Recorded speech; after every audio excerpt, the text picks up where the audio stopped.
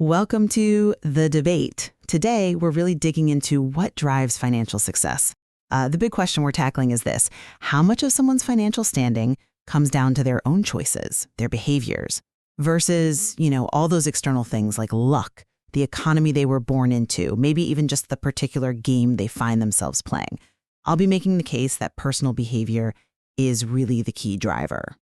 And I'll be arguing that while behavior matters, we often underestimate just how much external forces, luck, timing, broader conditions, shape those financial outcomes. Okay, so my position starts from the idea that financial success, well, it often seems less about pure intelligence and much more about how you act, your behavior. And that's something that's surprisingly difficult to teach even to really smart people. Think about the difference between Ronald Read and Richard Friscone. You've got Read, a janitor who somehow managed to accumulate over $8 million. How? Just by consistently saving and investing in solid blue chip stocks for decades. Patience and frugality were his superpowers, essentially. Okay. Then you have Richard Friscone, Harvard-educated, high-flying Merrill Lynch executive. Ended up bankrupt. Why? Mostly high debt and assets he couldn't easily sell, illiquid assets. So Reed's simple patient behavior completely outperformed Foscone's sophisticated background. It really drives home that point. How you behave is often way more critical than just what you know or how smart you are. We tend to teach finance like it's pure math, right? But knowing the formula is totally different from actually doing it, especially when your own psychology, your emotions get involved. That whole psychology of money thing, it's a soft skill, sure, but I'd argue it's massively underappreciated. Right, that's a compelling story, and I absolutely agree. The psychological aspect is huge. Nobody's disputing that behavior plays a role. But are we saying that disciplined behavior can always win out, regardless of the circumstances someone faces? Because my perspective leans more towards the idea that, well, financial results are heavily swayed by things outside individual control. Luck, risk, these are enormous factors. Individual choices often happen within a context set by these larger forces. It brings up this concept of no one's crazy. People's experiences with money are so incredibly varied, shaped by the generation they grew up in, the economy they experienced firsthand, just pure luck sometimes. And because of that, people have wildly different, yet often internally consistent views on how money works. Someone who lived through, say, crazy high inflation is going to invest very differently than someone who's only ever known relatively stable prices. There's that famous point about John F. Kennedy not having a personal memory of the Great Depression, unlike so many others who were, marked inwardly by it. That generational experience shapes financial instincts in ways that education often doesn't touch. Okay, fair. And then you have the sheer randomness of luck and risk. Think about Bill Gates. It was what? Like a 1 in a million chance he attended one of the only high schools in the world with a computer back then? Huge stroke of luck. But then his potential co-founder, Kent Evans, tragically dies in a mountaineering accident before Microsoft even gets going. That's like a 1 in a million risk. The same magnitude of external force, completely random, pushing in opposite directions. It had very little to do with their individual drive or skill at that specific moment. It really makes you stop and think, doesn't it? How much is just chance? I definitely hear you on the randomness and those generational imprints, they're real. But while external factors, set the stage, I still fundamentally believe that individual behavior is the main thing someone actually controls. You brought up luck, but what about the internal struggle? The idea of never enough. I mean, look at figures like Rajat Gupta or Bernie Madoff. These guys had staggering wealth, more than anyone could ever need, and yet they threw it all away. Why? Because they just had this insatiable need for more. They couldn't define what enough looked like for them. And that points to maybe the hardest financial skill there is, getting the goalpost to just stop moving. Modern capitalism is incredible at generating wealth, absolutely. But it's also relentless at generating envy. We're constantly comparing ourselves. The rookie ball player looks at Mike Trout's contract. Maybe Trout looks at the hedge fund manager pulling in hundreds of millions. It's this endless, unwinnable game of comparison. And what does that do? It pushes people to take bigger and bigger risks, often completely unnecessary risks. So I'm not quite convinced we're purely puppets of our circumstances to the point where personal discipline becomes irrelevant. And besides that, think about the sheer power of confounding compounding. This really highlights how crucial consistent, disciplined behavior is, maybe even more so than raw investing genius. Warren Buffett, right? The vast majority of his wealth, something like $84 billion, came after his 50th birthday. And like $81 billion of that came after his mid-60s. Right, the longevity factor. Exactly. It wasn't necessarily that he was making impossibly brilliant moves every single day. It was that he was a phenomenal investor, yes, but he kept doing it consistently for something like 3/4 of a century. You compare him to Jim Simons at Renaissance Technologies, absolutely stunning returns, like 66% annually, far higher than Buffett's. But Simon started later, so despite those incredible returns, he's significantly less wealthy than Buffett. Why? Because Buffett had decades longer for that compounding to work its magic. It's about discipline, it's about patience, it's about just shutting up and waiting. That seems pretty behavioral to me. Okay, I see the argument for compounding and discipline, truly. But I still think that framing risks minimizing just how powerful those external tides can be. Can disciplined behavior really consistently win against massive economic shifts or just plain bad luck? You emphasize never enough, which is a real psychological pitfall, no doubt. But let's go back to no one's crazy. Economic research pretty clearly shows that people's major investment choices over their lifetime are heavily influenced by the market conditions they experienced early on, particularly in their young adult lives. And this often overrides later education or, what might seem like purely rational analysis. It's not always about greed. It's about these deeply embedded perspectives formed by external realities they didn't choose. And let's dig a bit deeper into luck and risk, because honestly, it's incredibly hard to untangle skill from luck after the fact, isn't it? Think about the old railroad tycoons or oil barons like Vanderbilt or Rockefeller. They bent and sometimes broke laws to build their empires. We look back now because they succeeded and call it bold vision or cunning strategy. But those exact same actions could easily have led to prison or bankruptcy if things had gone slightly differently. The line between bold and reckless often only becomes clear in hindsight, depending entirely on the outcome, which involves a lot of luck. Even Benjamin Graham, the icon of value investing, admitted that the vast majority of his partnership's success came from one massive win, Geico, which actually violated his own principles of diversification. Was that purely skill that led him to hold on, or was there a significant element of luck involved in that one stock becoming such an outlier? He himself struggled with that question. Okay, but are you saying behavior doesn't matter then? No, not at all. I'm saying the impact of behavior is often massively amplified or dampened by luck. It's not an excuse for bad choices, but it's acknowledging reality. And this ties into the tails you win idea. So much of the outcome in many fields, especially finance and business, comes from a tiny number of outlier events, the tails of the distribution. Disney made hundreds of cartoons early on, most lost money. But then Snow White comes along, a massive tail event, and changes everything for the company. Venture capital funds often see almost all their returns come from just one or two huge investments out of dozens. The rest are failures or mediocre. So being wrong most of the time, that's actually normal. Success often comes down to just surviving long enough to catch one of those rare positive tail events. And catching those often has more to do with persistence and, frankly, luck than specific day-to-day behaviors. Persistence is a behavior, though. It is, but it interacts with luck. And finally, there's the whole surprise factor. History teaches us that things that have never happened before happen all the time.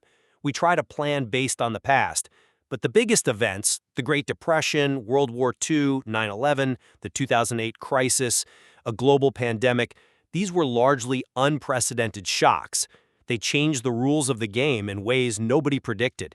Who foresaw the specific chain reaction from 9/11 eventually contributing to the student loan crisis? History is a guide, maybe, but a very imperfect one for predicting the future's big turning points. So even the most careful, behaviorally sound plans can get completely upended by these external, unpredictable events. I I see why you emphasize those external shocks. They're undeniable. But I'm not ready to concede that they render intentional behavioral choices secondary. Yes, surprise events happen, but the response to them, the preparation for them, that's behavioral. Take the lesson from nothing's free. Market returns don't just appear. They have a cost, and that cost is volatility, uncertainty, occasional losses. A behaviorally sound investor understands this. They see volatility not as a fine for making a mistake, but as the fee you pay for the chance at higher long-term returns. That mindset, that reframing, that's behavioral. It's what allows someone to stick with a good strategy even when things get scary, letting compounding do its work. Jesse Livermore, brilliant trader, got caught up after his big 1929 win, got a swelled head, as they say, made huge, reckless bets, and lost it all. That was as a behavioral failure, ignoring the inherent price of playing the game. Okay, mindset matters. I grant you that. And it leads directly to the concept of room for error. This isn't just about numbers. It's a behavioral safeguard against the unpredictable you highlighted. When Warren Buffett insists on always running Berkshire with, quote, more than ample cash, or when Bill Gates early on wanted enough cash in the bank to cover a year's payroll even with zero revenue, that's a behavioral choice. It's building a buffer, a margin of safety, precisely because they know surprises happen. That prudence allows businesses or individuals to survive unforeseen crises. You mentioned things like mice destroying tank wiring in WWI or countless startup near-death experiences. Survival allows you to stay in the game long enough for things to turn around, for compounding to resume. That endurance, enabled by a deliberate margin of safety, is a chosen behavior, not just luck. That's a strong case for resilience through planning, and I agree. Having that buffer is crucial. But even with discipline and a margin of error, isn't it also true that the game itself can change? Or that different people are playing entirely different games on the same field? The you and me idea really gets at this. A day trader and a long-term retirement investor might look at the same stock. The day trader sees short-term momentum and buys rational for their game.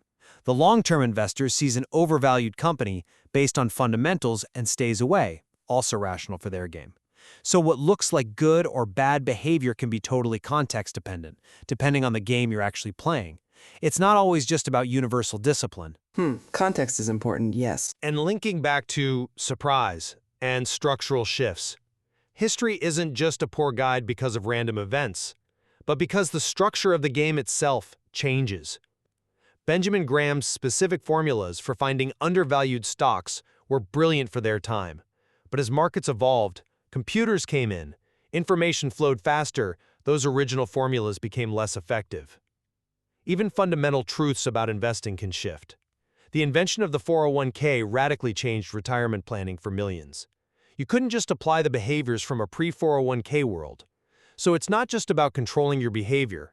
It's also about understanding which game you're in, recognizing when the rules are changing and adapting.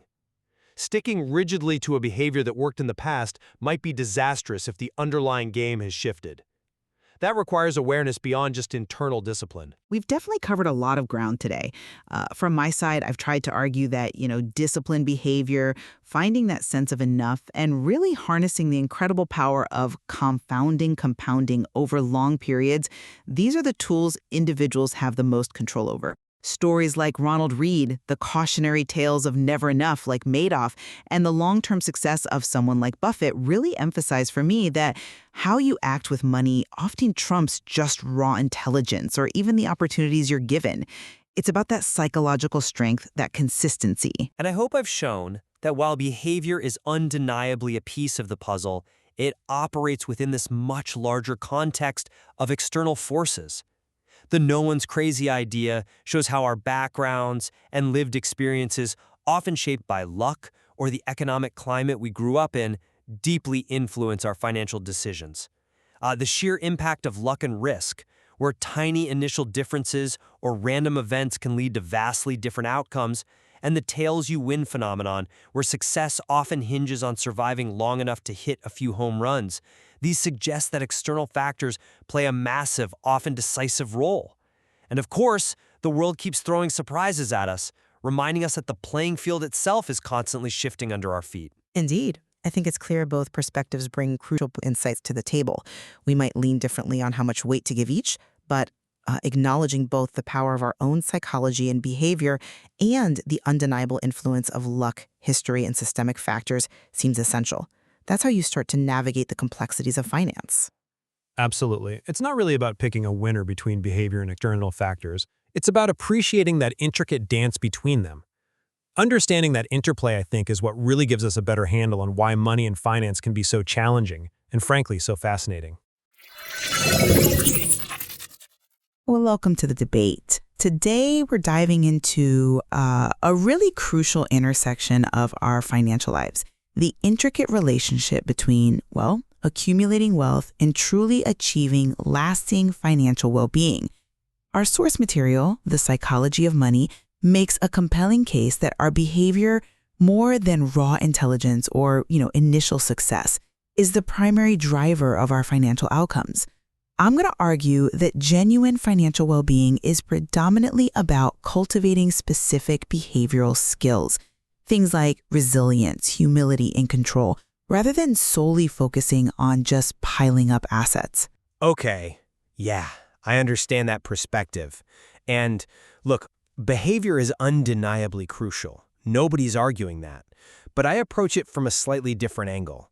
I contend that the initial accumulation of wealth, that phase often demanding a focus on growth and opportune risk-taking, provides the essential foundation.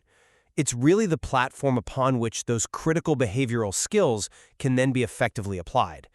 Without a certain level of accumulated capital, these discussions about staying wealthy or achieving financial freedom, well, they can unfortunately remain pretty abstract for many people. That underscores, for me, the absolute necessity of first getting wealthy as a primary active objective. Right. Well, my position is largely rooted in the profound lesson from the chapter Getting Wealthy versus Staying Wealthy, which basically asserts that survival, not the maximization of returns, is the ultimate skill in finance. The book powerfully illustrates this through these, cautionary tales of figures like Jesse Livermore and Rick Guerin. Both were brilliant at accumulating immense wealth. Livermore, the legendary trader, he amassed millions multiple times, and Guerin, an early partner in Berkshire Hathaway, built a significant fortune.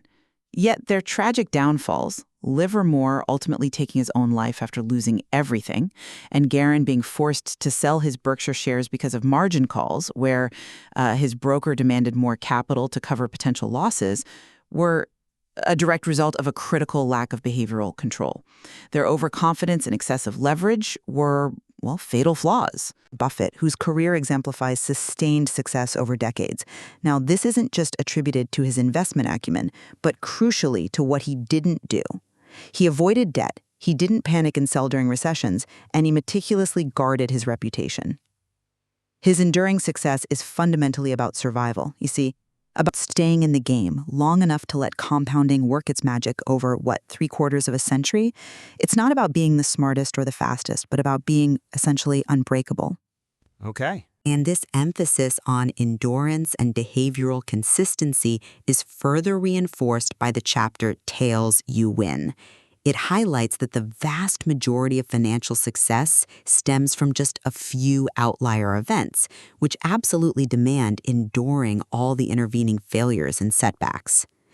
Think about the Sioux investor example, this hypothetical person who consistently invested just $1 every single month from 1900 to 2019, even through 2 world wars, the Great Depression, countless recessions. This consistent, unemotional approach, just staying invested, resulted in her ending up with almost 75% more money than those who tried and inevitably failed to time the market. Patience and staying fully invested are paramount behavioral skills. Right. Finally, this behavioral focus extends to the chapter Freedom, where the highest dividend money pays is genuine control over one's own time. The example of Derek Sivers, who achieves financial freedom by saving a modest $12,000 at age 22 and then quitting his job to pursue music, perfectly illustrates this. His control came from unspent assets and a conscious choice to limit lifestyle creep. like by intentionally keeping his expenses low, even as his income fluctuated, rather than constantly chasing more income. He even notes that selling his company later in life didn't make a big difference to his sense of freedom. So my key takeaway then is that sustainable financial well-being is less about the initial, often frenetic sprint of getting wealthy and far more about the marathon of behavioral resilience, humility, a long-term perspective, and a clear focus on survival and genuine control over one's life. Okay, I hear you, but I find it challenging to accept the premise that the initial getting wealthy phase can be de-emphasized quite that much. While the behavioral aspects you highlight are, undeniably critical for long-term preservation, one must first possess something to preserve, right?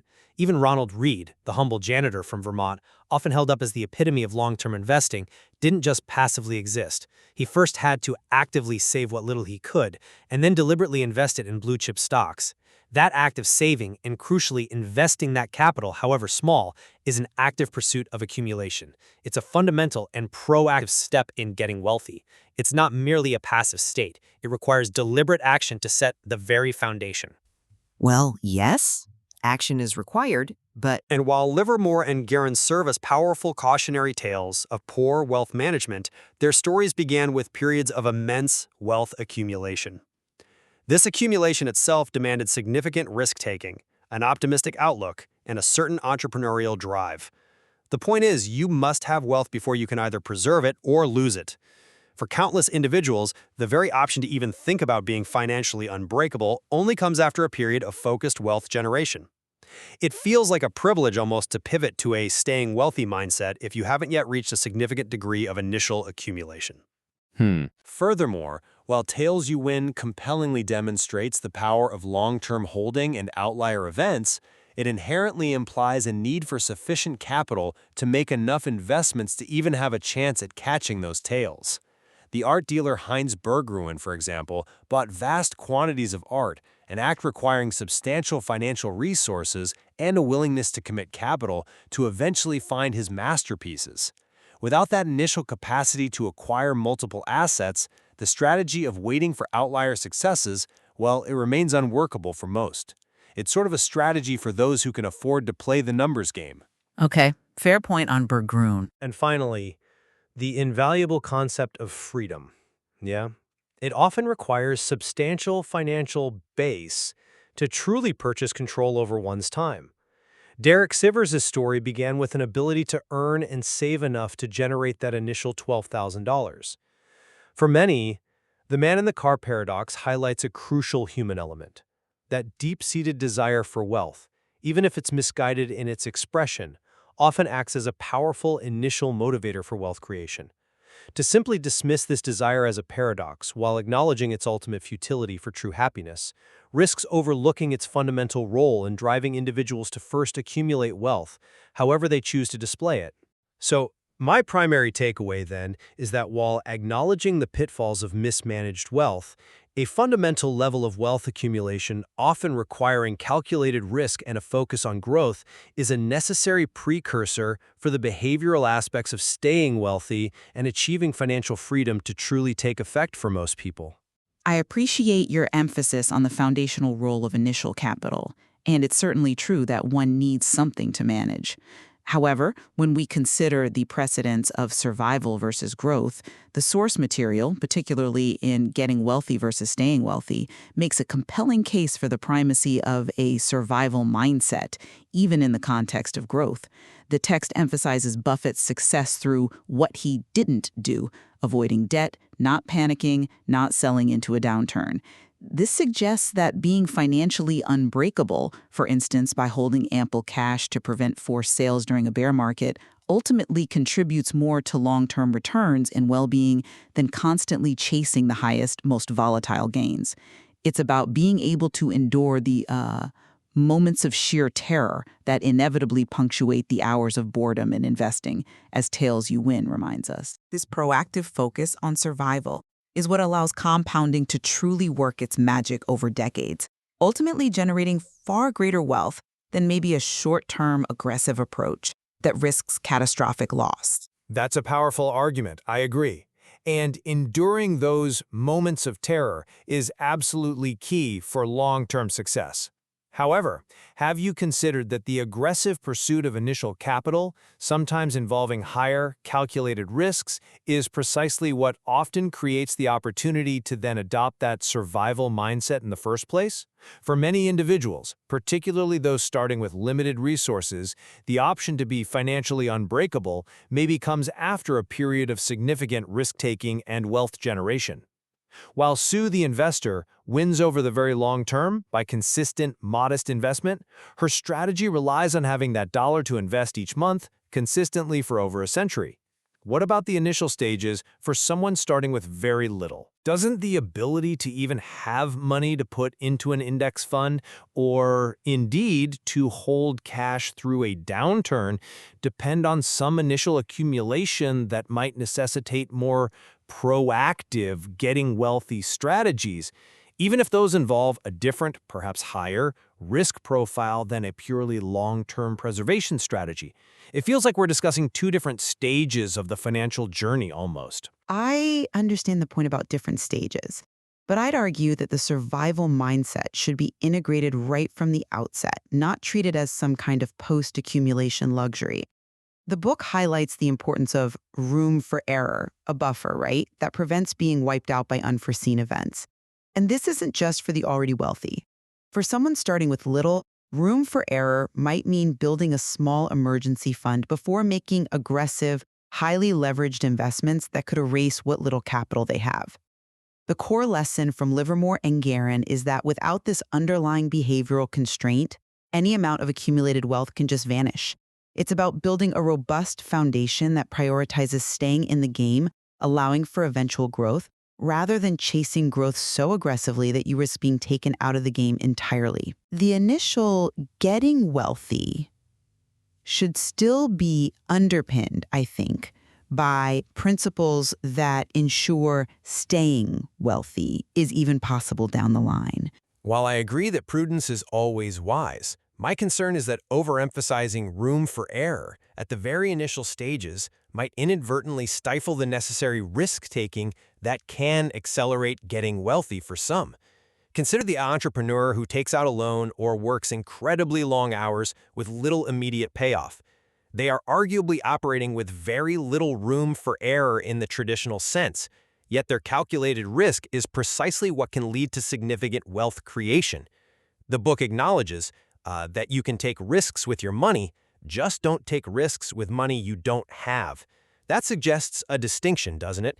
For many, the ability to build that robust buffer of unbreakable finances often comes after a period of significant effort and calculated, often uncomfortable, risk to generate that initial capital. To suggest that everyone should prioritize survival to the point of potentially hindering initial growth strategies might be, well, maybe overly cautious for those whose primary objective must be accumulation first. Okay, let's shift to the role of enough and the pursuit of freedom. My argument here is that the concept of enough is absolutely essential to sustainable well-being.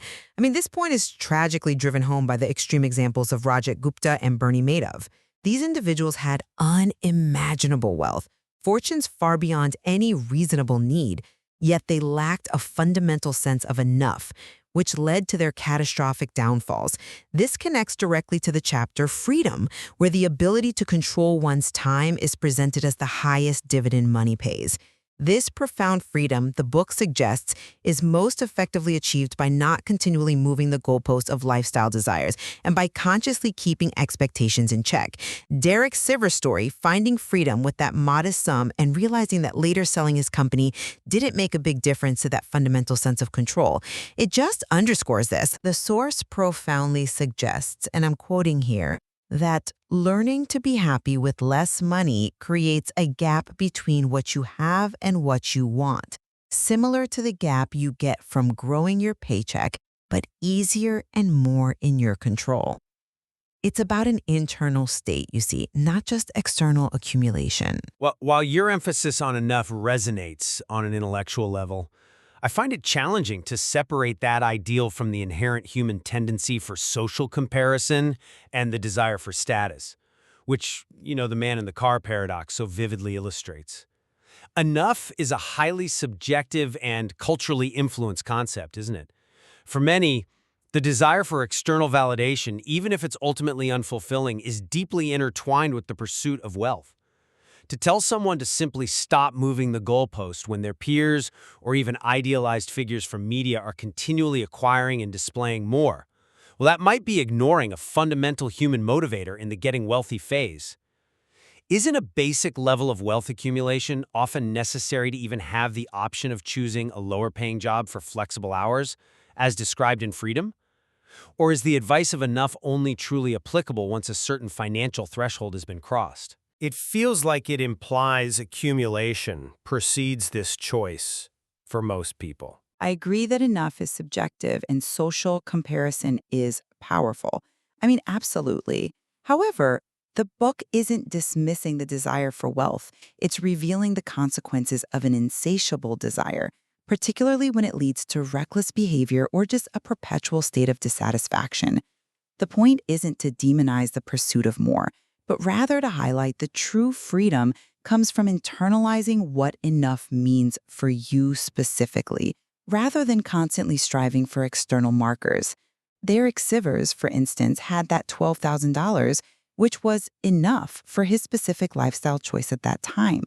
The choice to pursue a lower-paying job for flexibility becomes truly powerful when it's driven by a conscious decision about what constitutes a fulfilling life, rather than being forced by a lack of options or, an endless chase for more. That gap between what you have and what you want can be closed not just by accumulating more, but by desiring less. And that's a behavioral choice available at many levels of wealth. I understand the ideal of desiring less, but that choice often feels like a luxury, doesn't it? The psychological drive to get wealthy is deeply ingrained, fueled by a desire for security, opportunity, and yes, often status. For many, the practical reality is that achieving even a basic level of financial security or the option to choose a lower-paying, more flexible job often requires a significant amount of capital accumulation first. It's difficult to desire less when you inherently have less than what's needed for basic control or security. While the goalpost of enough can be moved endlessly upwards, there's arguably a practical lower limit for most people, below which discussions of freedom and contentment become pretty difficult. The challenge then, as I see it, is to channel that initial drive to accumulate into productive getting wealthy strategies, rather than assuming everyone can simply choose to be content with a modest sum right from the outset. Okay, so to address the value of visible versus hidden wealth, I'd reiterate the profound insight from the man in the car paradox, emphasizing that wealth is what you don't see. This is such a crucial distinction. Spending money on luxury items or outward displays for admiration almost always backfires, because people primarily admire the item itself, the car, the watch, the house, not really the owner. The story of Roger, the Porsche owner who ended up broke, exemplifies this perfectly. He spent his accumulated wealth on visible assets, only to find himself financially vulnerable later. True wealth, as defined in the source, is the financial assets that haven't yet been converted into the stuff you see. These unspent assets provide options, flexibility, and control, which are the true dividends money offers, rather than fleeting outward displays. The message is clear. Humility, kindness, and empathy will bring you more respect than horsepower ever will. Is really a behavioral choice to prioritize unseen freedom over visible status. That's an interesting point, yeah, and I largely agree that visible wealth often fails to deliver the internal satisfaction its pursuit promises. However, I would frame it differently in the context of getting wealthy. While external signaling can certainly be misleading and ultimately unfulfilling, the pursuit of status or admiration, however superficial it might seem, has historically been a powerful, almost primal driver for entrepreneurial spirit and the initial accumulation of capital. Is it truly a paradox if this drive, even if it's misguided in its ultimate emotional payoff, motivates individuals to get wealthy in the first place? It contributes significantly to economic activity, right?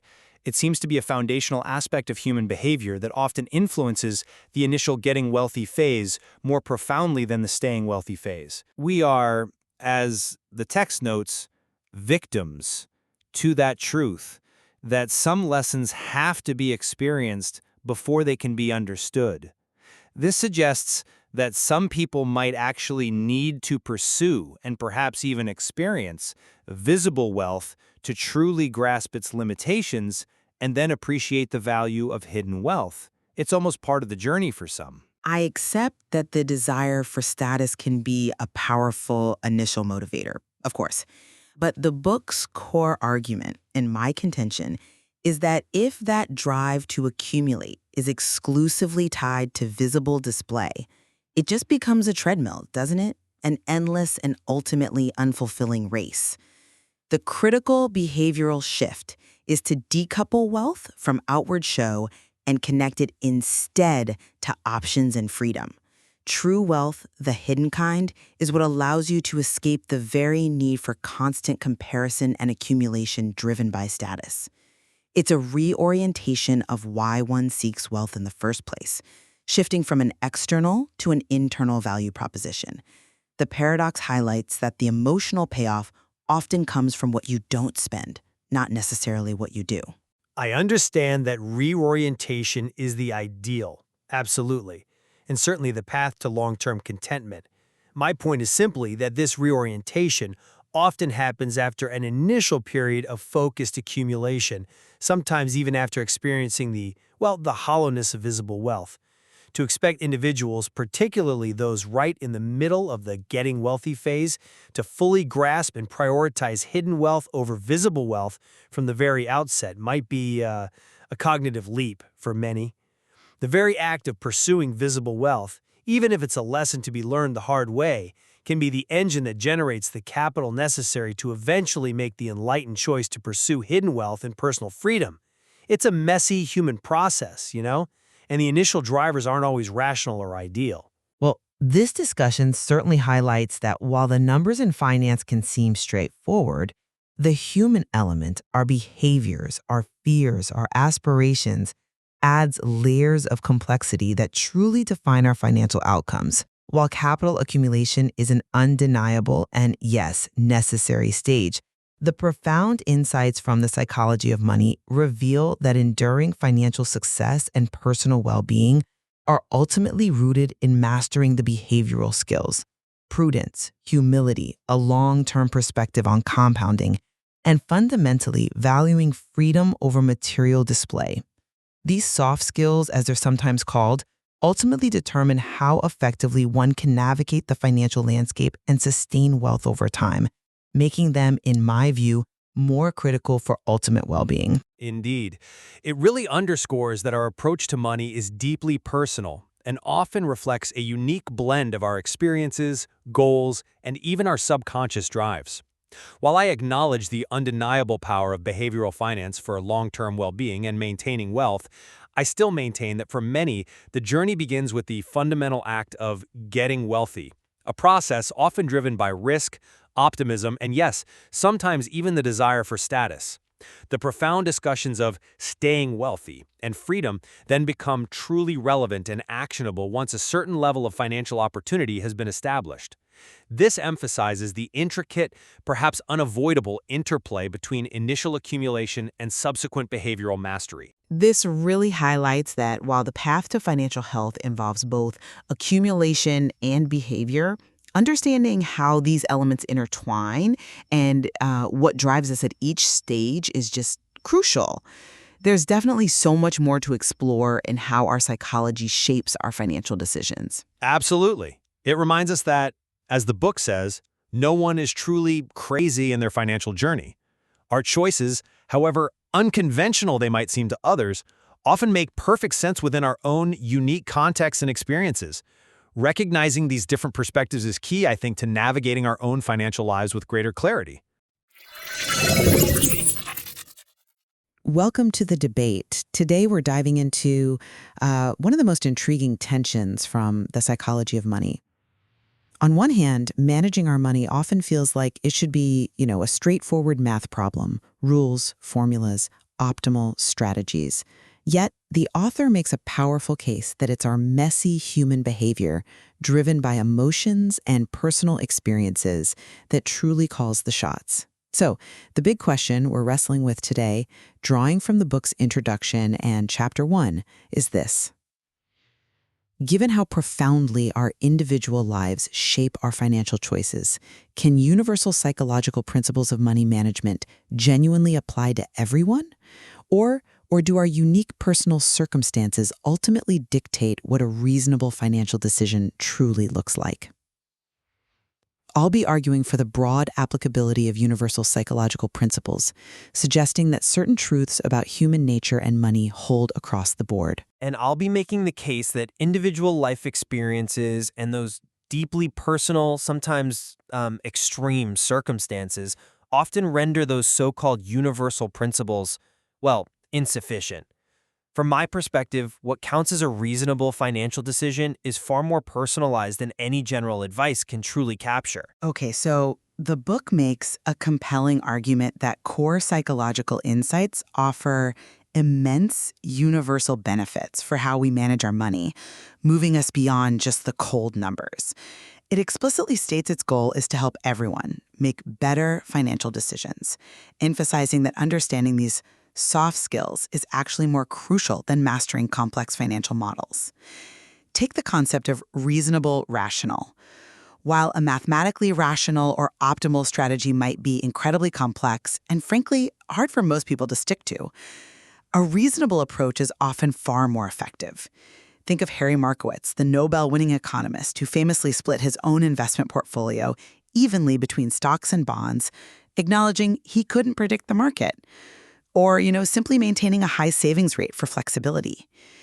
These are reasonable actions that allow individuals to sleep well at night and, crucially, consistently follow their plan. That long-term commitment, regardless of someone's background, well, it often trumps short-term perfection. Furthermore, certain psychological tendencies appear universally human. Our innate aversion to pain. For instance, we fight fevers even when they're beneficial, right? Or the difficulty many of us have truly grasping the power of compounding over decades. These are common human challenges. So by acknowledging these inherent biases through general principles, like accepting market volatility as a fee for growth, not a fine for doing something wrong, people can make better decisions. The advice to worship room for error and build financial resilience against unexpected curveballs, that's another universally applicable strategy. It recognizes that things that have never happened before happen all the time, a truth that applies to every single individual, regardless of their unique past. These aren't just good ideas. They're foundational psychological tools for navigating financial uncertainty. That's a compelling argument for commonality, definitely. But my perspective is fundamentally different. The very first chapter, aptly titled "No One's Crazy," really challenges this notion of universal applicability at its core. It posits that people make seemingly crazy financial decisions precisely because everyone has their own unique experience with how the world works. And crucially, the author notes that these deeply personal, lived experiences are more compelling than what you learn secondhand. This creates wildly varying views on money, meaning a truly universal principle struggles, to be broadly effective. Financial decisions are heavily shaped by unique, often extreme, personal circumstances and historical contexts. Imagine someone who grew up in deep poverty versus a child of wealthy bankers. Their perception of financial risk and opportunity will be fundamentally, irrevocably different. The book gives a poignant example. The Chinese factory worker who prefers a sweatshop job to prostitution, not because the sweatshop is good, but because it's the least bad option available. This vividly illustrates how reasonableness is entirely relative to the actual choices someone faces, not some abstract universal standard. Moreover, the material highlights how fundamental societal expectations around money change drastically across generations. The very concept of a dignified retirement, for example, is only a few generations old. And our main savings vehicle, the 401k, that tax-advantaged retirement plan, it didn't even exist until 1978. So to expect individuals to intuitively master long-term savings for such a relatively new concept, regardless of their personal history, well, it ignores the profound impact of cultural and historical context on their financial worldview. Seemingly irrational behaviors, like low-income Americans buying lottery tickets, are explained not as folly, but as a glimpse of hope or a desperate response to feeling stuck with limited viable options. In such scenarios, throwing money on a long-shot bet is, from that individual's desperate perspective, entirely reasonable. It's a survival strategy, maybe, not an optimization strategy, rendering broad principles about optimal investment strategies practically irrelevant to their lived reality. It's clear that reasonable is incredibly fluid, depending on personal circumstances. And yeah, the example of the Chinese worker underscores that perfectly. But let's really dig into where our interpretations diverge here. My first point of contention, and perhaps the most crucial one, revolves around how we truly define reasonable across these diverse experiences. While individual experiences undeniably create varied perspectives, the material still offers, I believe, universal insights into what constitutes reasonable behavior over the long term. For example, the principle that there is no reason to risk what you have and need for what you don't have and don't need is presented as both obvious and broadly applicable, irrespective of one's current net worth or personal struggles. This establishes a kind of baseline for financial prudence that transcends individual circumstance. Think about Ronald Read, the janitor who accumulated an $8 million fortune. His success wasn't due to a high income or exceptional market timing. He just consistently invested in low-cost index funds, a diverse basket of stocks designed to track the market for decades. This demonstrates a simple, profoundly reasonable strategy that almost certainly leads to success for nearly everyone. It underscores that simply enduring average returns for an above-average period of time often vastly outperforms attempts at complex, short-term gains. His story isn't about privilege, it's about patience and consistency, principles accessible to almost anyone willing to embrace them. I can certainly see the power in Ronald Read's story and the wisdom of not risking what you have and need. Absolutely. However, the problem lies in assuming a universal definition of need or risk tolerance. What is reasonable for someone making, say, $200,000 might be completely different for someone making $10,000, or for a parent feeling immense social pressure to provide and protect their family when traditional paths to stability are eroding. The text itself details that the difference between 20 million and 20 billion is zero in terms of happiness, yet the relentless desire to reach higher wealth levels still drives behavior. This makes the reasonable line incredibly blurry and deeply context-dependent. Consider the individual in the book who gambled their student loan money out of desperation. From an objective, universal perspective, that seems wildly irrational. But from their personal reality, perhaps facing crushing debt and limited job prospects, taking a big risk might have been the only perceived ticket out, an act of hope that, while statistically unlikely to succeed, felt profoundly reasonable from their unique vantage point. It wasn't about being rational in an academic sense, it was about navigating a desperate reality. When you're stuck, as the book explains it, the calculus of risk and reward shifts dramatically. The options available fundamentally redefined what reasonable even means. It's true that the definition of reasonable can be incredibly subjective when faced with, desperate choices. However, I'm not convinced that these immediate contextual realities truly overshadow what the book calls timeless lessons about human nature. The author explicitly aims to provide these timeless lessons that are, quote, as true 1,000 years ago as they will be 1,000 years from now. The book cites greed, envy, and impatience as ingrained human traits that have always influenced our relationship with money and, frankly, always will. Even if the specific economic landscape changes with the rise of AI, new financial instruments, shifting job markets, whatever, the underlying human psychological responses to money, success, and failure largely remain constant.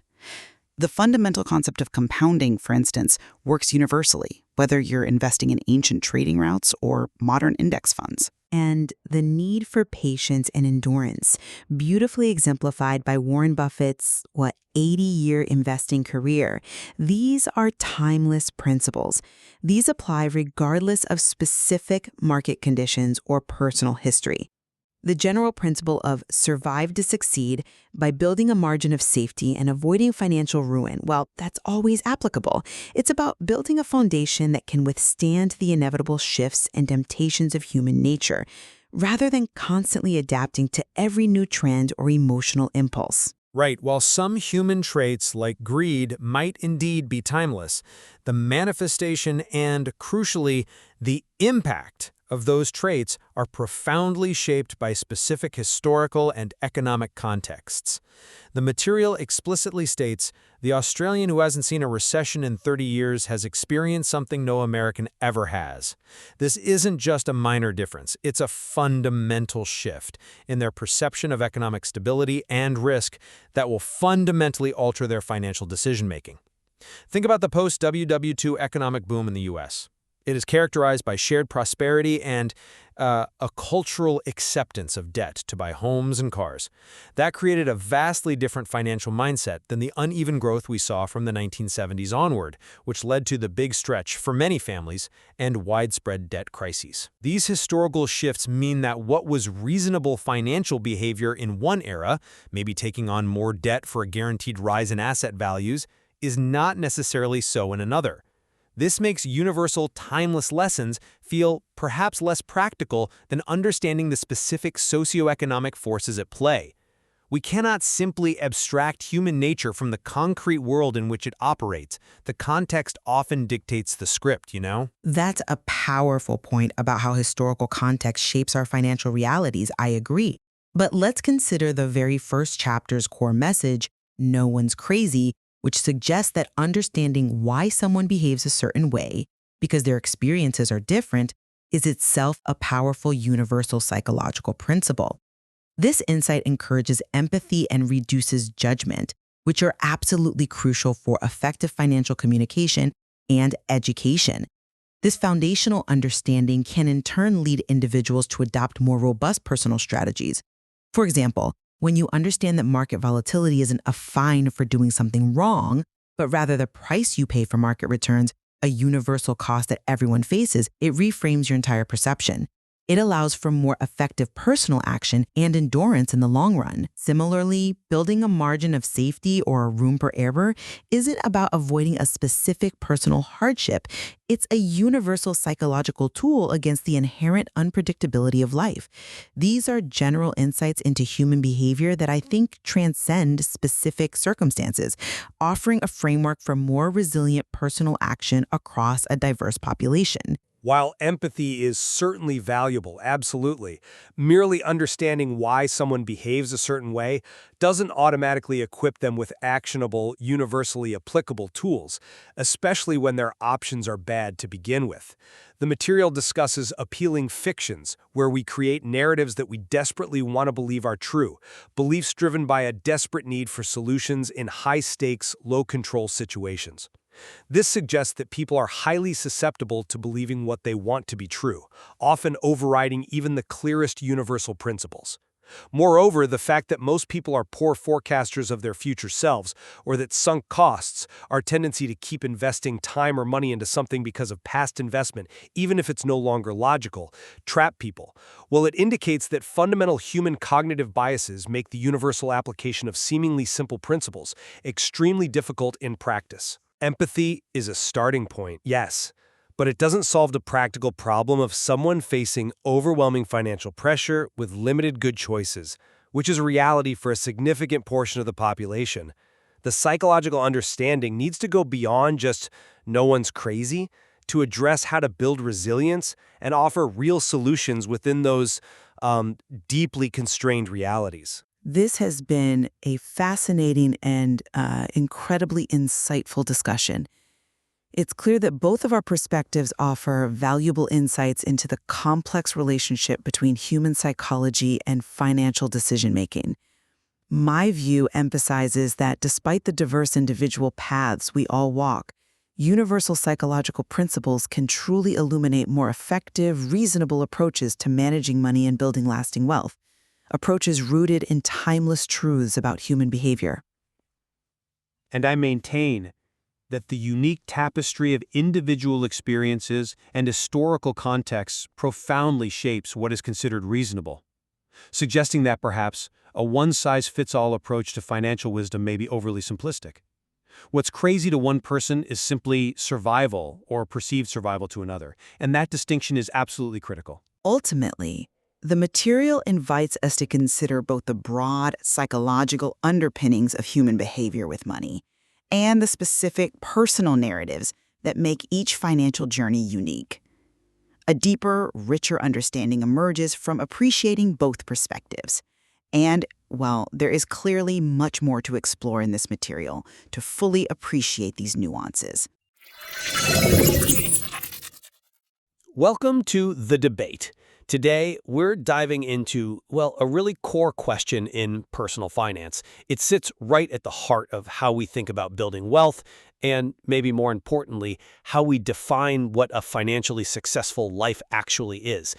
Is it about, relentlessly chasing those maximal long-term market gains, or is it maybe more about prioritizing immediate control over your time, your independence, through, let's say, smart saving and calculated caution? Exactly. And we have two really insightful perspectives on this today.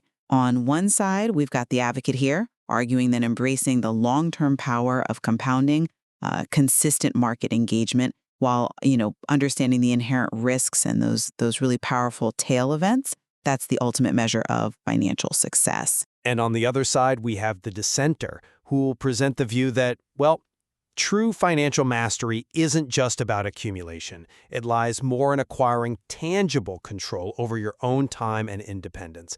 And that's achieved, they'll argue, by cultivating a sense of enough and really prioritizing flexibility and security. So let's start with your opening statement, advocate. Thank you. Yeah, I get it. I understand the intuitive appeal of immediate control and safety. It feels good, right, to have that safety net? But I'd argue we need to shift our perspective a bit. The material we're discussing, it shows pretty clearly, I think, that sustained engagement with markets, allowing compounding to really work its magic over decades, is, well, it's truly the most powerful wealth generator we know. Just look at someone like Warren Buffett.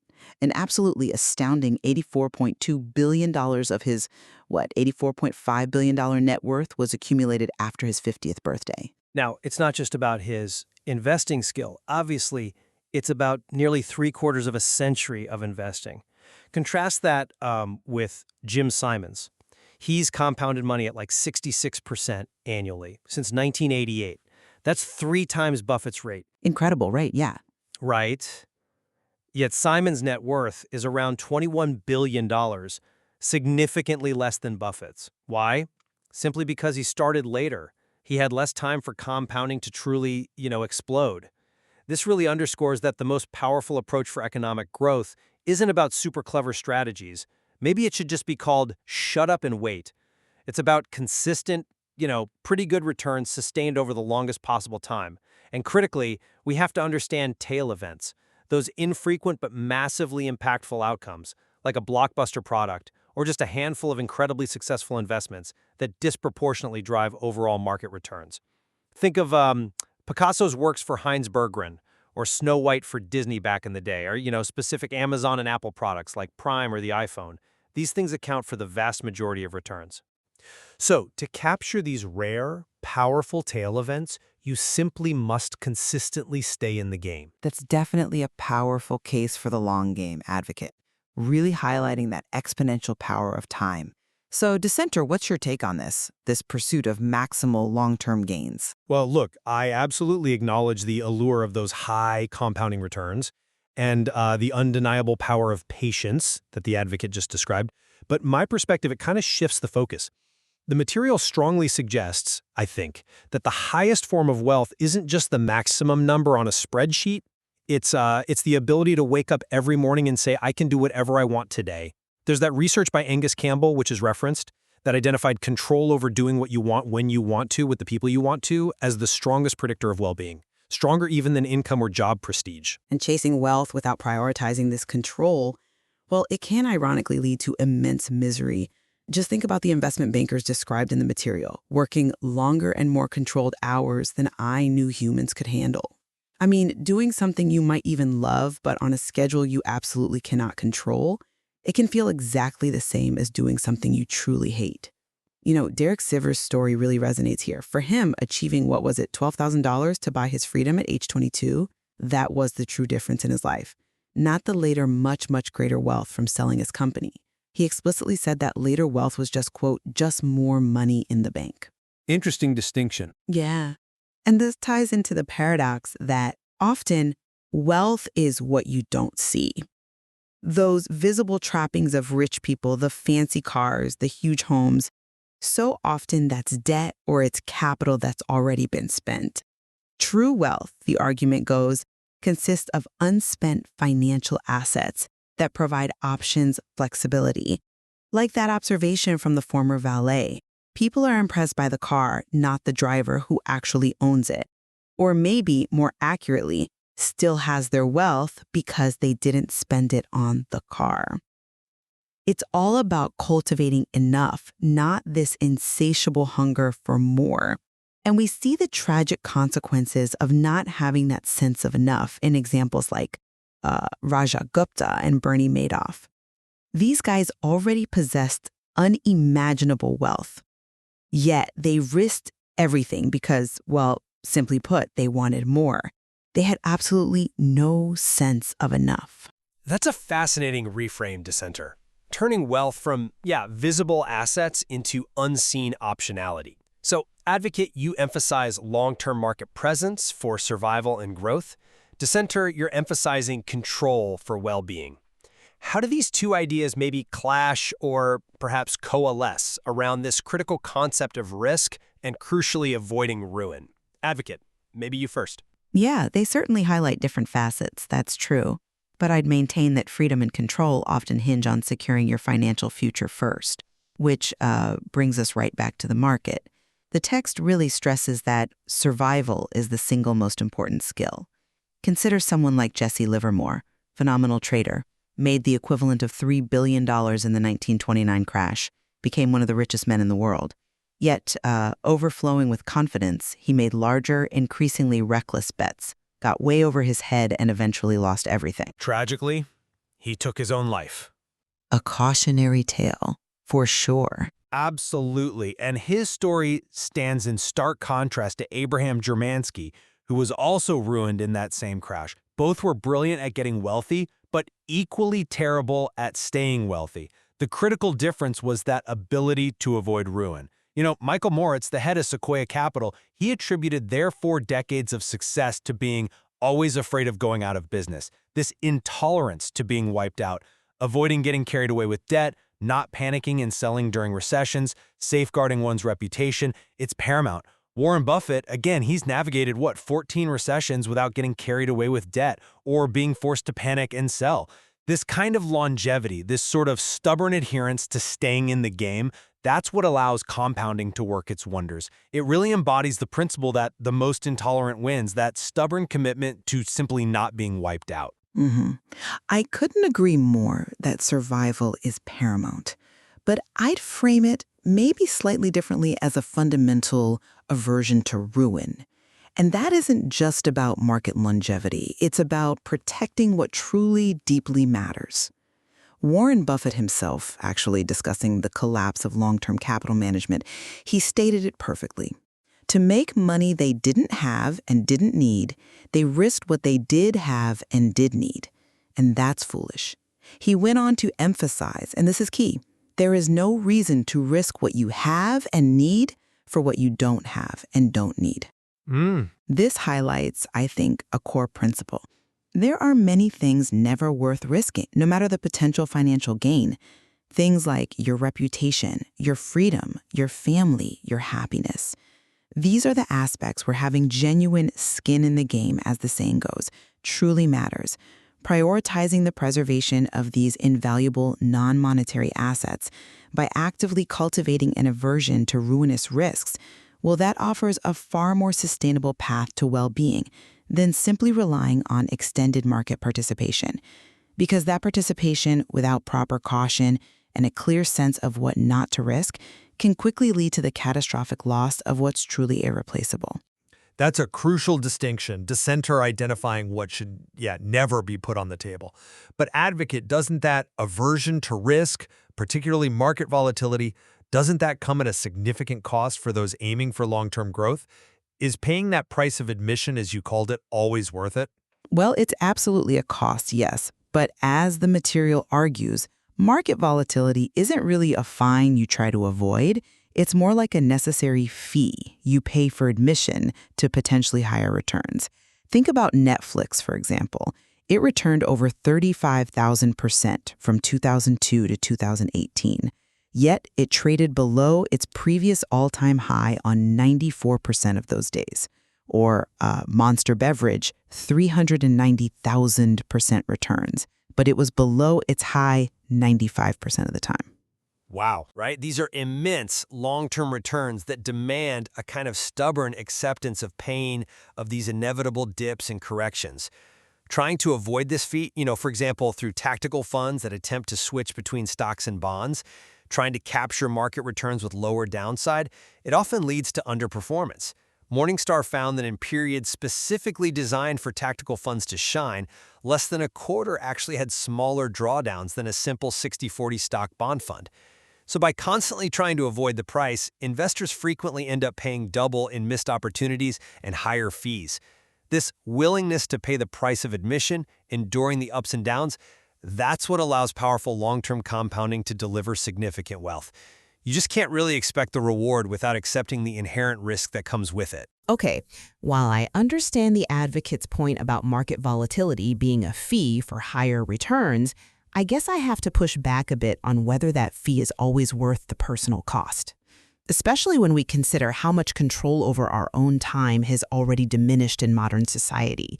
We've shifted towards these, thought-based and decision jobs where the work feels like it never truly ends. Your most important tool is your head, right? Which never leaves you. So it feels like you're working 24/7, even when you're not physically on the clock. That's a fair point about modern work. Yeah, and in this environment, saving money, just saving, regardless of a specific purchasing goal, it creates invaluable options and flexibility. It acts as a crucial hedge against life's inevitable ability to surprise the hell out of you at the worst possible moment. This unseen return on wealth, the flexibility maybe to change careers or wait for better opportunities, or just have more control over your daily schedule, is often far more valuable and more capable of increasing actual happiness than chasing those marginal market gains. A disciplined savings rate provides a vital margin of safety that translates directly into control. It offers a tangible return on investment that, frankly, far exceeds what any spreadsheet can measure. It's really about legally owning your own time rather than letting your job or financial pressures own you, which is a key concept explored in our material, that idea of owning another person versus owning yourself. Dissenter, you vividly articulated how savings buy personal freedom, that ownership of time. So, advocate, how does one reconcile that stubborn acceptance of pain in the markets with the very real, often diminishing control over one's time that Dissenter just described? How do those fit together? That is a crucial tension, no doubt about it. But my point isn't really about avoiding work or the pressures of modern life. It's about having the financial resilience to engage with the market's long-term opportunities despite life's pressures. The individuals who achieves this, they kind of embody what Napoleon apparently called, a genius is the man who can do the average thing when everyone else around him is losing his mind. This stubborn adherence to a long-term plan, even when it feels completely counterintuitive amidst short-term fear or maybe greed, is precisely what allows those tails, those outlier events we discussed earlier, to eventually rescue an investor. Your lifetime returns as an investor, they're heavily influenced not by the day-to-day fluctuations, but by how you behave in those small number of days when everyone else around you is going crazy. It's that consistent, maybe even boring, average behavior in extraordinary times that yields exceptional long-term results. It ensures you have the skin in the game to see the full benefit of compounding, even when the market environment feels like it's actively trying to shake you out. Mm, okay, while that steadfastness is admirable, I guess I'm not convinced that doing the average thing is actually easy, especially when, as the material points out, social comparison is the problem. It notes that the ceiling of social comparison is so high that virtually no one will ever hit it. This just creates an insatiable appetite for more, right? It leads to a continuous chase that inherently undermines true contentment and that control we talked about. It's a psychological battle that, frankly, for most people, can never really be won unless you simply choose not to fight it. Interesting take. Therefore, a high savings rate, I'd argue, is often driven less by income level and more by humility. And maybe the propensity to simply not give a damn what others think about them. This creates a crucial gap between one's ego and income, which is the true engine of wealth building and ultimately independence. This is a profound form of putting your personal skin in the game by actively choosing humility and contentment over endless striving, by choosing to care more about your actual freedom than perceived status. And furthermore, there's that confessions chapter in our material. It highlights a really stark example. Doctors often choose vastly different end-of-life treatments for themselves than they recommend for their patients. This disconnect shows that even experts recognize what might be rational on paper isn't always what's personally valuable. It demonstrates that true skin in the game often involves prioritizing personal well-being over maximizing every last possible gain, especially when the advice given doesn't carry the same personal consequences for the advisor. That's a powerful point, Dissenter, about the psychological hurdles and, the true meaning of skin in the game when personal well-being is really on the line. It definitely makes us question what exactly we're optimizing for. Advocate, how do you see the role of enough and that whole social comparison piece fitting into your argument for long-term market engagement? Look, I fully acknowledge the immense psychological challenges of enough and social comparison. They are incredibly powerful forces, no doubt. But my argument isn't really about endless accumulation just for its own sake. It's about building sufficient capital to gain that ultimate financial resilience, which, in turn, I believe offers the greatest freedom. The stubborn investor I described, the one who can do the average thing when others lose their minds, they're not necessarily immune to social comparison, but they prioritize the long-term plan above it. Their skin in the game, as it were, is in remaining invested, disciplined, and patient, understanding that these are the true drivers of wealth that ultimately provide the enough and the control that the dissenter champions.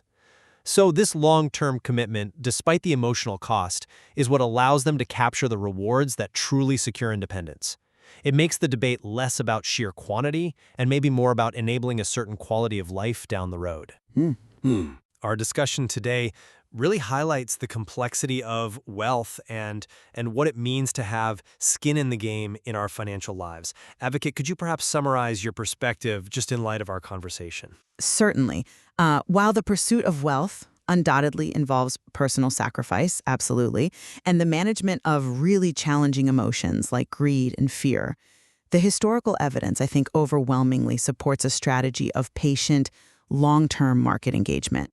The immense power of compounding, coupled with the understanding that a few outlier tail events drive the majority of returns, it ultimately rewards those who are resilient and, yes, stubborn enough to ride out the inevitable periods of volatility. We really must see these downturns not as deterrents, but as the necessary price of admission for significant long-term gains. This perspective, I believe, ensures you have your skin in the game for the long haul, accepting the calculated risks that history shows deliver the most profound financial rewards, and ultimately, the freedom to control your life. And dissenter, your concluding thoughts on your perspective. Yeah, my conclusion is really that financial success shouldn't be solely measured by maximal accumulation. The material we've discussed clearly illustrates, I feel, that true fulfillment and well-being stem from the freedom and control that money provides over one's life and, maybe most importantly, one's time. Prioritizing a disciplined savings rate, maintaining a clear and deeply personal sense of enough, and actively resisting that siren song of endless social comparison, this creates a robust and frankly liberating financial life. This approach, which focuses squarely on gaining and retaining control, effectively preventing oneself from being owned by financial pressures or work demands, is what truly aligns with long-term happiness, and it provides the most profound personal skin in the game in one's own well-being and autonomy. This has been a truly illuminating discussion, really bringing into sharp focus the intricate relationship between our psychology, our finances, and, well, our quest for a fulfilling life. Both of your arguments present compelling, evidence-based paths. It's clear that money is a deeply personal subject, profoundly influenced by individual experiences, values, and ultimately, listeners have to find what truly works for them within their own lives. Thank you both for this insightful exchange today. Thank you. My pleasure. Indeed, there's always more to explore in understanding the intricate relationship between our psychology and our money. We'll continue this exploration next time on The Debate. Welcome to The Debate, where we explore the most compelling questions shaping our understanding of money and success. Today, we're diving into a fascinating, really fundamental disagreement that sits at the very heart of how true financial success is achieved. The central question before us is this: is long-term financial success primarily achieved through, let's say, bold risk-taking and opportunistic action, or is it through a steadfast commitment to survival, longevity, and a margin of safety? I'll be arguing that truly transformative wealth often requires embracing significant, maybe even unconventional risks to capitalize on those rare, high-impact opportunities that define real breakthroughs. And I will assert that ultimate financial well-being, that sort of true control over one's life and time, it hinges far more on ensuring longevity, through disciplined saving, a high room for error or margin of safety, and a staunch resistance to the urge to take on really ruinous risks.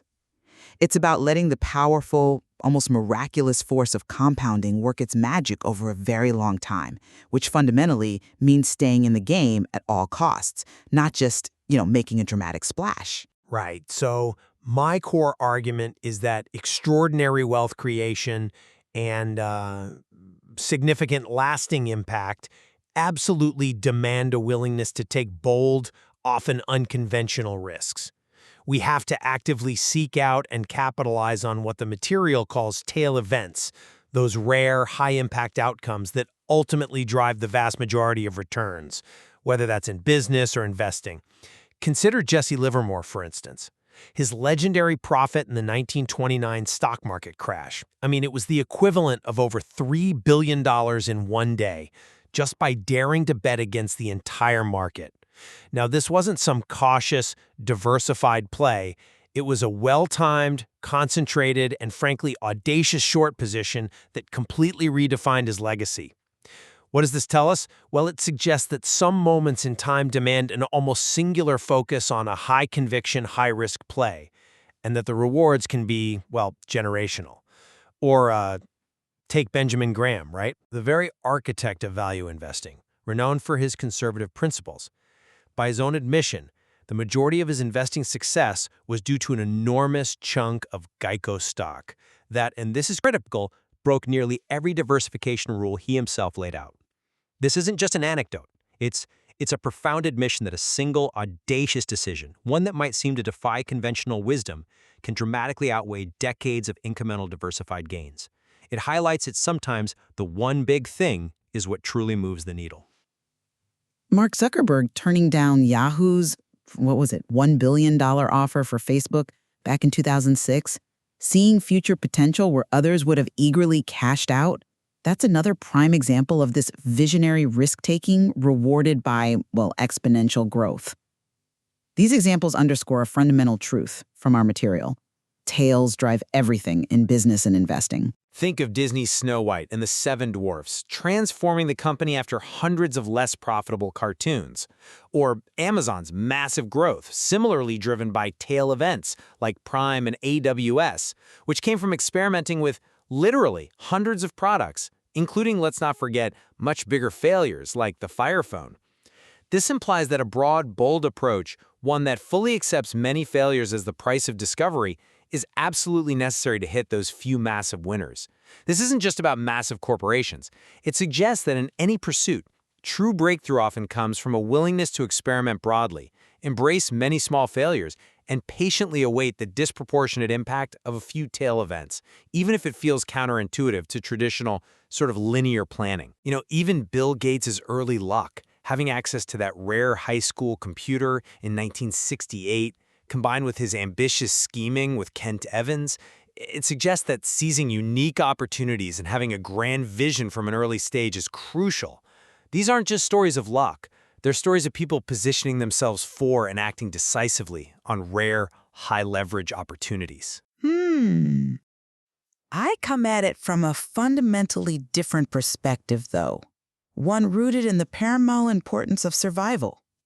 While the pursuit of those extraordinary tail event gains can be incredibly tempting, and yeah, it certainly generates compelling headlines, sustainable financial success and what I consider the highest form of wealth, which is fundamentally control over one's life and time, are achieved not by chasing maximum returns through bold, often reckless actions, but through a disciplined focus on long-term survival.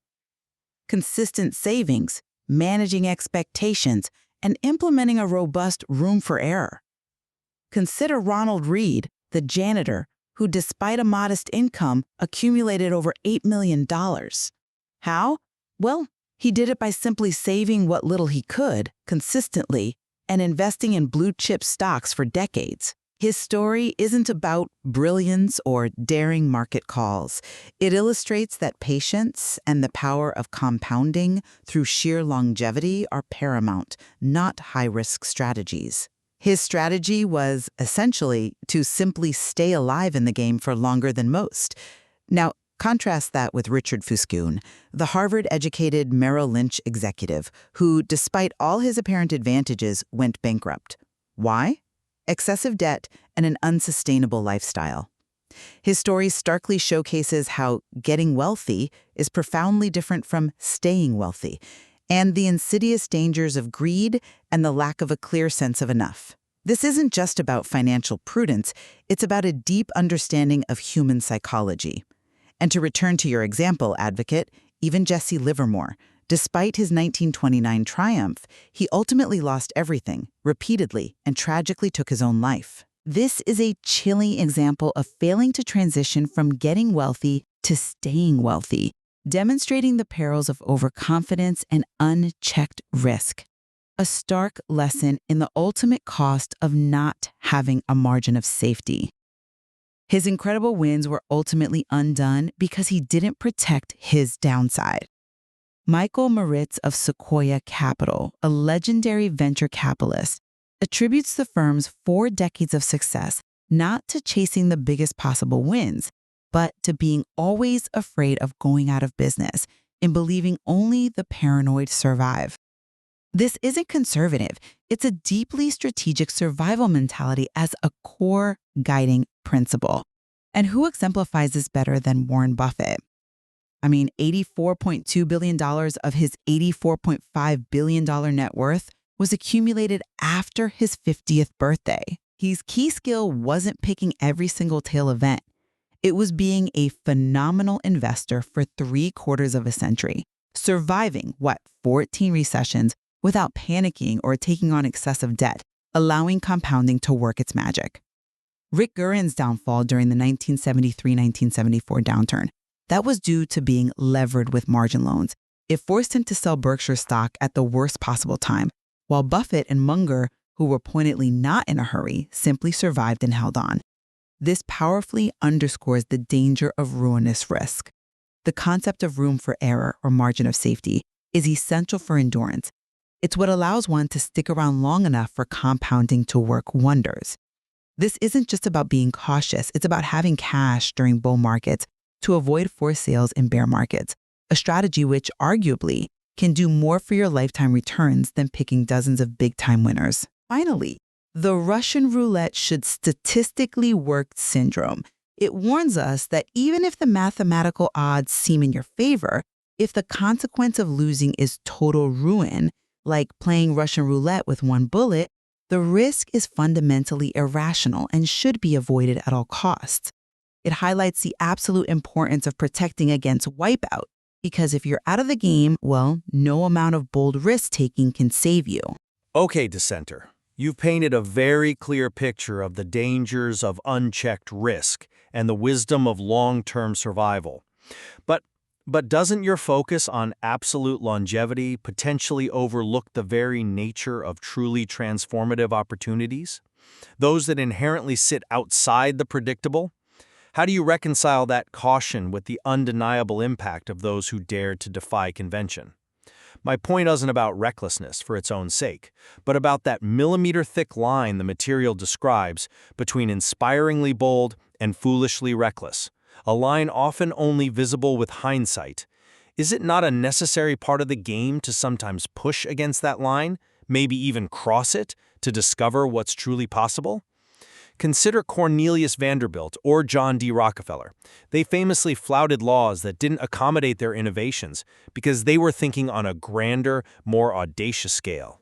Their actions, though controversial at the time, were instrumental in building empires and reshaping industries. The narrative shifts from criminal to genius with just a slight change in the outcome, right? This suggests that without pushing those boundaries, even if it means risking being labeled reckless in the moment, true transformative opportunities might never be seized. Are we to condemn all who operate at the edge simply because some fail dramatically? Well, that razor-thin line you describe, advocate, between bold and reckless, I'd argue that what pushes people over it isn't always a calculated choice, but often a deeply human psychological trap. And this brings us to another critical aspect of sustained success: managing our own minds. While your examples of bold risk-takers are powerful, isn't there a fundamental flaw in using survivorship bias to build a general investment philosophy? I mean, for every Zuckerberg, how many equally bold ventures failed into obscurity, or worse, ruin? Perhaps, but those wins are so impactful. They are. But the issue isn't just about hindsight. It's the inevitability of failure for the vast majority when taking excessive, ruinous risks. For every Vanderbilt or Rockefeller who got lucky by avoiding the arm of the law, countless others faced dire consequences. The material explicitly states, and I think this is crucial, no sane person would recommend flagrant crime as an entrepreneurial trait. The wisdom lies in identifying what is never worth risking: reputation, freedom, family, no matter the potential gain. Look at Rajat Gupta, a man who threw away unimaginable wealth, prestige, and freedom because he wanted more, losing all skin in the game, really. He had no sense of enough. The room for error isn't merely conservative. It's a strategy to increase the odds of success at a given risk level precisely by ensuring survival. It acknowledges that the world is surprising and that plans often don't go according to plan, so you build in buffers to absorb the unpredictable blows that would otherwise wipe you out. We're not talking about avoiding risk altogether, but about avoiding ruinous risk. And this connects directly to the point I was just making about human nature. I'm sorry, but I just don't buy that the pursuit of more without a clear sense of enough is a path to sustainable, fulfilling success. Human behavior, specifically the trap of never enough and constant social comparison, drives far too many toward unsustainable risk. This relentless pursuit of more often leads to taking greater and greater amounts of risk, as seen vividly with the hedge fund long-term capital management, right? Where individually wealthy traders risked everything they had and needed for what they didn't have and didn't need. They crossed that line not because he needed to, but because they couldn't stop. True control over one's time and happiness, which I argue is the highest form of wealth, is better achieved by actively managing lifestyle expectations from running away and accepting enough. As exemplified by Derek Sivers, he found profound freedom in saving just $12,000 to become a full-time musician, defining rich not by a higher net worth, but by control over his time. This isn't a static view, advocate. It's a principled one about what truly constitutes enduring wealth. I hear your point about the psychological traps of never enough and the dangers of spiraling risk, dissenter. It is a powerful caution. But I'm not convinced that a fixed definition of enough or an overly rigid adherence to past expectations is always the most enduring or fulfilling path. It implies a kind of static view of human desire and ambition, doesn't it? While prudence is crucial, an overly conservative approach might fail to account for the end-of-history illusion, that well-documented tendency for people to underestimate how much their desires, their goals, even their very identities will change over time. People are, quite simply, poor forecasters of their future selves. Sometimes, taking a calculated financial risk, for example, changing careers because you've wisely built up enough savings to bridge the gap, that's not about chasing more in an unsustainable way, but about aligning with an evolved self, rather than being, prisoners to our past. Different selves. The material itself calls for us to avoid the extreme ends of financial planning, which suggests that a balance, one that may very well involve some calculated risk-taking to adapt to new aspirations and seize new opportunities, is often the most dynamic and truly enduring path. It's about evolving with your life, not just hunkering down. Moreover, my concern with an over-reliance on broad patterns is that the material highlights that things that have never happened before happen all the time, and that history is mostly the study of surprising events. Over-reliance on past data, what's called the historians as prophets fallacy, can cause investors to miss the outlier events that move the needle the most. Think about it. History isn't just a straight line. It's full of surprises. If we get too fixated on past data, we risk completely missing those truly game-changing outlier events. True innovation and progress, like the airplane's slow acceptance after the Wright brothers' initial flights, are often initially underestimated precisely because they defy historical precedents and conventional wisdom. Therefore, a mindset open to bold, unprecedented opportunities, even if they seem to defy history or traditional metrics, seems vital for exceptional returns. The economic landscape is constantly evolving, and rigid adherence to past patterns and focusing solely on what has worked can absolutely mean missing the next big tail event. Are we to assume everything in the future will just resemble the past? That's a compelling angle, advocate, and I agree that the world is full of surprises. Yet, the correct lesson from those surprises, as the material points out, is that the world is surprising, not that we should disregard historical patterns of prudent risk management in favor of chasing every perceived outlier. The danger often lies in learning from extreme examples, the billionaires, the CEOs, or the massive failures that dominate the news, and extreme examples are often the least applicable to other situations. Instead, focusing on broad patterns and universal principles like room for error, think of the German tanks defeated by mice in Stalingrad, a completely unforeseen and unconventional event, protects against things you can't envision precisely because it's robust against the unknown. It's not about predicting the specific surprise, but building resilience against any surprise. The slow, compounding progress in fields like medicine, such as the 70% decline in heart disease deaths since 1965, that shows that quiet, consistent improvement often dwarfs sudden dramatic events, which are disproportionately highlighted by pessimism or, the search for exciting outliers. It's about enduring the inevitable surprises, not trying to predict them or needing to be the one to create the next big thing. Longevity and a margin of safety are your best defense in a world that is inherently unpredictable. So to summarize, while prudence, survival, and longevity are undeniably valuable, foundational even, to any robust financial life, true financial breakthroughs and the capture of truly significant, transformative wealth often necessitate a proactive, bold engagement with risk. The price of admission for extraordinary returns involves not just enduring volatility, but also accepting that many ventures will fail for the few major successes to emerge. It's about being willing to swing for the fences, sometimes, understanding that the biggest gains come from those rare, impactful moments you create or seize, rather than simply avoiding all potential downside. It's not about being reckless, but about understanding that the path to exceptional reward sometimes requires courageously stepping into the unknown. Look, my perspective remains that the ultimate and most sustainable path to financial well-being is anchored in survival. Embracing a strong margin of safety consistent saving, and deeply understanding that time and compounding are the most powerful forces available to us if we protect them from ruin. This approach prioritizes control over one's life and resilience against the unpredictable over the elusive and often temporary pursuit of maximum high-wire gains. The goal, ultimately, is to stay in the game long enough for the magic of compounding to work its wonders, ensuring lasting financial freedom rather than risking it all on a single bold bet that could wipe out everything. It's clear that both sides present powerful, evidence-based arguments, and the path one chooses ultimately depends, I think, on their personal philosophy, their time horizon, and their own definition of the game they're playing. Indeed, there are many layers to sustained financial success. And perhaps the most valuable takeaway is that there isn't one universal right answer. Instead, it's a complex interplay of these factors for each individual to consider within their unique life circumstances, always remembering that staying in the game is, well, it's the first rule.